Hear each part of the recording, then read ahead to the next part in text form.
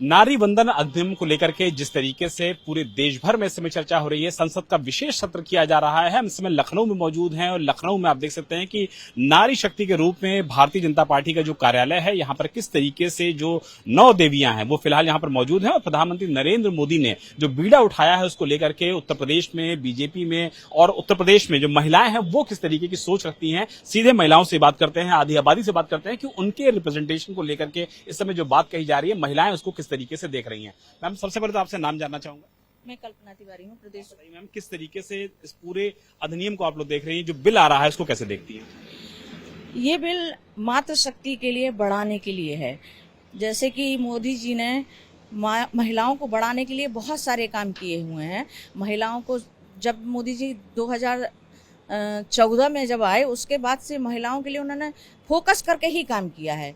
महिलाओं को उन्होंने स्वच्छता के उसमें शौचालय दिए, उज्ज्वला में उन्होंने घर तक गैस सिलेंडर पहुंचाए, उन्होंने आयुष्मान के जरिए महिलाओं को स्वास्थ्य के लिए सुविधाएं दी, उन्होंने महिला को घर दिया जो उसके नाम की छत नहीं होती थी वो दी, और उन्होंने महिला के लिए जो राशन कार्ड में नाम दिया, परिवार का मुखिया बनाया। ये बहुत बड़ी बात है एक महिला के लिए कि जो परिवार की मुखिया बने। एक महिला जब बच्चों के स्कूल में माता का नाम सबसे सर्वोपरि पे आए, ये बहुत बड़ी बात है। ये महिलाओं के लिए जो मोदी जी ने काम किया है वो हम आम नागरिक महिलाओं के लिए बहुत बड़ी बात है जो उन्होंने हमारे लिए काम किया। विपक्ष तो कह रहा है मैम कि जो सरकार कर रही है वो तुष्टीकरण के तहत कर रही है, महिलाओं को अधिकार नहीं देना चाह रही है, राजनीति कर रही है। नहीं, विपक्ष का तो काम ही ये कहना। विपक्ष तो हर मुद्दे पे बोलता है, विपक्ष अपना पक्ष रखता है, लेकिन सच्चाई तो यही है कि हमारी पार्टी ने अब तक जो महिलाओं के लिए किया है वो विपक्ष ने कभी नहीं किया है। 70 साल कांग्रेस की सरकार रही, कभी किसी ने नहीं सोचा कि महिलाओं के लिए क्या करना चाहिए। महिलाओं के बारे में अगर किसी ने सोचा है तो हमारी भारतीय जनता पार्टी ने सोचा है, माननीय देश के यशस्वी प्रधानमंत्री जी ने सोचा है। इसका साथ क्यों नहीं मिल पा रहा? मोदी जी ने तो कहा कि क्रेडिट मैं सबको दे दूंगा, फोटो में सबकी छपवा दूंगा, ब्लैंक चेक मुझसे आप ले लीजिए और क्रेडिट ले लीजिए।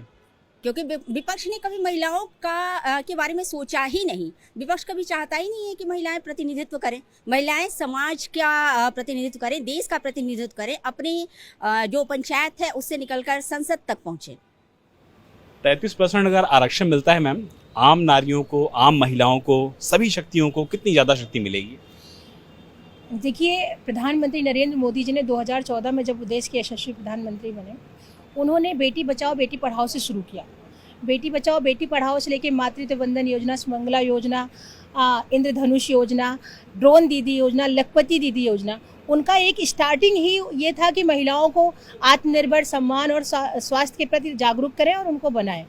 आज उन्होंने ये जो पंचायत से पार्लियामेंट तक की जो है अधिकार दिया है महिलाओं को, वो उनके लिए वो जो चीज़ें भारत देश में महिलाओं की स्थितियां हमेशा 70 सालों में नीचे जाती रही, उसको उभारने के लिए किया कि आज जो देश की आधी आबादी है वो ऐसा नहीं है कि काम नहीं करती थी, ऐसा नहीं है कि वोट नहीं डालती थी, लेकिन मोदी जी के आने के बाद जो 16% 17% हर चुनाव में महिलाओं की भागीदारी बढ़ी है, उसका कारण यही है कि देश के यशस्वी प्रधानमंत्री जी ने महिलाओं को एक अलग दिशा प्रदान करी। और आज जो उन्होंने ये पंचायत से पार्लियामेंट तक उनकी भागीदारी सुनिश्चित करी है, उसके लिए देश की सभी महिलाएं बहुत ही ज़्यादा गौरवान्वित हैं और हम सभी मातृशक्तियों, देश की आधी आबादी की तरफ से उनको बहुत धन्यवाद देना चाहते हैं। बहुत बहुत धन्यवाद। आधी आबादी का साथ मिलेगा मैम मोदी जी को, योगी जी को? जी बिल्कुल मिलेगा और मिलता रहा है। उन्हें हमेशा हर चुनावों में देखने को मिला है कि हमारी मातृशक्ति बढ़ चढ़ के हिस्सा लेती है और बढ़ चढ़ के वोटिंग भी करती हैं। और ये जो आज ये आरक्षण लागू हुआ है और चर्चा चल रही है, लागू नहीं हुआ। हाँ, मतलब चर्चा चल रही है, लेकिन किचन से लेके जो काम करती थी आज वो संसद भवन में काम करेंगी। इसका सौभाग्य हम मातृशक्तियों को मिलेगा, इससे बड़ी कोई चीज़ नहीं है। तो किचन से लेकर के संसद भवन तक पहुंचना मैम कितनी बड़ी उपलब्धि रहेगी महिलाओं के लिए, खासतौर पर नारी शक्ति के लिए?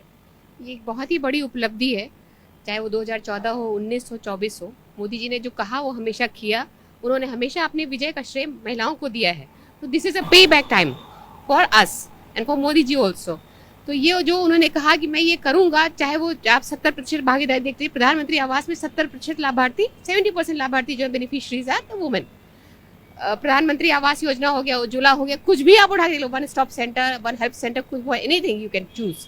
तो वो सारा जो है वो मोदी जी ने किया। और जो ये आपने जैसे मेरी एक बहन से प्रश्न पूछा कि विपक्ष क्यों इस चीज़ को अपोज करा, विपक्ष ने सैद्धांतिक रूप से इसका समर्थन किया है। उन्होंने ये कहा, माननीय अखिलेश यादव जी ने ये कहा कि जो कोटे में ये पिछड़ी महिलाओं को, मुस्लिम महिलाओं की बात उन्होंने की, नहीं पिछड़ा भी कहा उन्होंने, ओबीसी एंड अल्पसंख्यक माइनॉरिटी, तो इन्होंने उनको क्यों नहीं दिया? भाई आपकी सरकार थी, 60 साल कांग्रेस ने शासन किया, आपने क्यों नहीं दिया? आपके सामने एक बहुत बड़ा वोट बैंक था, यू कैन, आप उसको मतलब कैश कर सकते थे। तो आप तो अमित शाह जी ने वहीं पे दे दिया कि भाई आप दे दीजिए, हमें कोई आपत्ति आप नहीं दे है। दीजिए, हमको कोई आपत्ति नहीं, लेकिन हम करेंगे। अब उनका ये कहना है कि जनगणना करा के तब, परिसीमन करा के तब आप लागू कीजिए। ये हमें अभी कराना है। हमारी बहनें, आपको पता नहीं है कि महिलाएं कितना, मतलब चाहे वो घर हो, चाहे समाज हो, चाहे जो भी हो, राजनीतिक परिदृश्य हो, सबसे ज्यादा आज के समय में कोई बहन महिलाएं मेहनत करें, पुरुष मुझे नहीं लगता कि इतनी मेहनत करते हैं जितनी महिलाएं करती हैं। मुझे लगता है कि ये विषय था, तो बस थैंक यू। घर चलाना, क्षेत्र में जाके राजनीति करना, संसद तक पहुंचना, चैलेंज बहुत ज्यादा होते हैं महिलाओं के लिए। देखिए, चैलेंज तो होता ही है, क्योंकि महिलाओं के लिए ये कहा भी जाता है कि वो मल्टीटास्किंग होती है, एक साथ में वो कई काम कर सकती हैं, बखूबी कर सकती हैं। और मैं आप लोगों के माध्यम से आदरणीय प्रधानमंत्री जी को बहुत बहुत धन्यवाद देना चाहती हूँ कि उन्होंने महिलाओं को इस लायक समझा, क्योंकि इसके पहले की सरकारें जो थी उनको लगता था कि महिलाएं सिर्फ एक वोट बैंक है और जो पॉलिटिक्स में आ सकती है अन्य दलों के लिए। हम कांग्रेस की बात करें तो सोनिया गांधी, प्रियंका गांधी, हम बात करें अखिलेश यादव जी की तो उनकी वाइफ डिम्पल यादव जी है। इन लोगों को तो मौका मिलना चाहिए, लेकिन उनको ये लगता है कि सामान्य महिलाएं अगर आ गई और नीति नियम और कानून बनाने लगी तो कहीं ना कहीं ऐसा ना हो कि उनकी सरकार को ही या उनकी पार्टी को या उनके दल को नुकसान हो जाए। इसलिए वो हमेशा इस चीज़ का विरोध करते रहे हैं कि महिला आरक्षण लागू हो। परिवारवाद से भी छुटकारा मिल जाएगा अगर इस तरीके से महिलाएं आगे आएंगी तो। जी जी बिल्कुल, जो है परिवारवाद से छुटकारा मिलेगा। महिलाओं को आगे आना ही है, क्योंकि बहुत सारी महिलाएं ऐसी हैं, आप देखेंगे गांव में जो छिपा हुआ एक टैलेंट जिसको बोलेंगे, छिपे हुए टैलेंट, आज गांव में गांव की महिलाएं नहीं रह गई हैं, शायद हम लोग से ज़्यादा ही आगे बढ़ गई हैं। चाहे वो समूह के रूप में हो, चाहे किसी बिजनेस के रूप में, किसी भी सिलाई केंद्र उन्होंने चला रखा है, सखी बैंक है, और भी कितनी सारी योजनाओं के द्वारा वो आज रोजगार कर रही हैं। और ये किसकी देन है? हमारे माननीय मोदी जी की देन है। और ये आरक्षण पाकर हम लोगों को बहुत बहुत खुशी हुई। मोदी जी का तहे दिल से बहुत बहुत धन्यवाद करेंगे। ये एक कानून अधिनियम नहीं बना है, बल्कि ये महिलाओं का एक सम्मान बना हुआ है। हम लोगों को एक अधिकार और सम्मान मिला है। महिला शक्ति के रूप में अब आप महसूस कर रही हैं कि जो कानून आने वाला है, अधिनियम पे चर्चा चल रही है, कितनी शक्ति प्रदान करेगा महिलाओं को? देखिए, महिलाएं तो ऑलरेडी शक्तिशाली होती ही है। हिंदुस्तान ही एक ऐसा देश रहा है जहाँ महिलाओं को हमेशा वरीयता दी गई है। कुछ कारणों से पिछली कांग्रेस की सरकार आई, कुछ कारणों से ऐसा रहा कि महिलाएं पिछड़ी रह गई, लेकिन जैसे ही भाजपा आई, मोदी जी आए, उनका एक विजन रहा है कि देश को डेवलप भी करना है और देश का डेवलपमेंट महिला और पुरुष को साथ में लेकर ही होगा। तो महिलाओं के आगे आने से न सिर्फ महिलाओं का डेवलपमेंट होगा, देश का डेवलपमेंट होगा। साथ पे महिलाओं के लिए जो ये कहा जाता है कि महिलाएं ऑलरेडी टैलेंटेड हैं सर, हमारा ब्रेन इस तरह से डिज़ाइन है कि हम एक साथ कई काम कर सकते हैं, और ये हमने बार बार प्रूफ भी किया है। हालांकि हमें प्रूफ करने की कोई ज़रूरत नहीं है, पर फिर भी, क्योंकि एक क्वेश्चन मार्क हमेशा महिला के ऊपर लगा दिया जाता है। जो महिला घर चला रही है, जो महिला एक पीढ़ी को आगे बढ़ा रही है, जो महिला पहली गुरु है, वो महिला हर चीज़ का हर काम कर सकती है, बस उसको अपॉर्चुनिटी मिलने की ज़रूरत होती है। सवाल आपसे ले लेता हूँ, आप भी कह सकती हैं मोदी हैं तो मुमकिन है? डेफिनेटली मोदी हैं तो मुमकिन है। हमारे यशस्वी प्रधानमंत्री जी ने, जैसा आपने अभी सारी बहनों से विचार सुने, कि वो जब से राजनीति में उन्होंने प्रधानमंत्री जी का पदभार संभाला है, तब से हम लोग देख रहे हैं कि लगातार उन्होंने क्या किया है कि सबका साथ, सबका विकास, सबका विश्वास के सिद्धांत को पूर्ण करते हुए महिलाएं क्यों पीछे रहे, उनको आगे बढ़ाने का काम किया है। अन्य दल की पार्टियों को बहुत दिक्कत है, क्योंकि उन्हें महिला शक्ति से घबराहट है कि कहीं महिला शक्ति अगर सदन संसद में पहुंच गई तो उनका तो पूरा जीरो ही हो जाएगा, एक भी सीट उनकी नहीं आएगी। उस घबराहट में क्या बोले क्या ना बोले उन्हें खुद ही नहीं समझ में आ रहा है। मैं तो तहे दिल से माननीय प्रधानमंत्री जी का धन्यवाद दूंगी कि उन्होंने हम बहनों की इतनी चिंता करी, हमें आगे तो वो निरंतर बढ़ाते जा रहे हैं, लेकिन वहाँ सदन और विधानसभा में जब हम लोग बैठेंगे तो निश्चित रूप से कहीं ना कहीं सारी पूरे क्षेत्र की महिलाओं का सम्मान बढ़ेगा। उनके हिसाब से नियम कानून हम प्रस्तावित करेंगे, और उस प्रस्ताव रखने वाली भी तो महिला चाहिए ना। महिलाएं आप सबके घर में बहनें हैं, आपको पता होगा कि वो बात जो एक महिला से कह सकती है वो आपसे नहीं कह सकती है, तो वो कैसे कहे, उसको कहने के लिए माननीय यशस्वी प्रधानमंत्री जी ने ये फैसला लिया है कि बहनें विधानसभा और लोकसभा में अपना वो दे भागीदारी दे, जिससे कि उन बहनों की पूरे 150 करोड़ जनसंख्या में जो आधी आबादी है, सारी आधी आबादी की बातें, जो उनकी समस्याएं हैं, वो वहाँ तक पहुँचे और उसके हिसाब से बिल पारित हो और उनका विकास किया जा सके, सर्वांगीण विकास के लिए। राष्ट्र भी तभी सशक्त है जब महिला सशक्त है, तो हमारे यशस्वी प्रधानमंत्री जी ने राष्ट्र को सशक्त करने के लिए महिला बहनों को सशक्त किया है। बहुत बहुत धन्यवाद। आखिरी सवाल आपसे ले लेता हूँ, राष्ट्र सशक्त होगा, महिलाएं सशक्त होंगी तो देश अपने आप सशक्त होगा। देखिए, महिला सशक्त हमेशा से रही है, बस बीच में थोड़ा सा गिरावट आई है जब यमन आए हैं, मुगल आए हैं और मतलब अंग्रेज़ आए हुए हैं। नहीं तो आप देख लीजिए कि पुराने समय में राजमाता पूरा राजनीतिक वो देखती थी, पूरा साम्राज्य रहता था, बड़ी होती थी राजा से।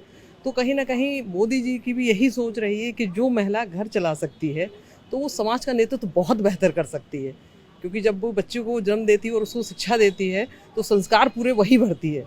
तो कहीं ना कहीं मोदी जी को मैं इसी बात के लिए धन्यवाद देना चाहती हूँ कि उन्होंने मातृशक्ति को समझा और उन्होंने यह कदम उठाया कि जब महिलाएं विधानसभा जाएंगी, पंचायत में भी रहेंगी, प्रधान भी रहेंगी, निचले स्तर से लेकर नगर पालिका में भी रहेंगी, संसद में जाएंगी और फिर अपनी बात जब वो कहेंगे तो बहुत दमदारी से कहेंगे। और जब महिला सशक्त होगी तो ये तय है 100% कि ऑलरेडी अपने आप समाज भी सशक्त हो जाएगा और देश तो उन्नति की तरफ बढ़ेगा ही। और जब महिला सशक्त तो देश सशक्त हो जाएगा। महिलाएं सशक्त तो देश सशक्त। तो इसी पूंजी के साथ, इसी उद्देश्य के साथ प्रधानमंत्री नरेंद्र मोदी जो कदम बढ़ा रहे हैं उसको लेकर के लखनऊ में जितनी भी मातृशक्ति हैं वो इसका जबरदस्त तरीके से समर्थन कर रही हैं। मकसूद आलम के साथ विशाल प्रताप सिंह, इंडिया टीवी, लखनऊ।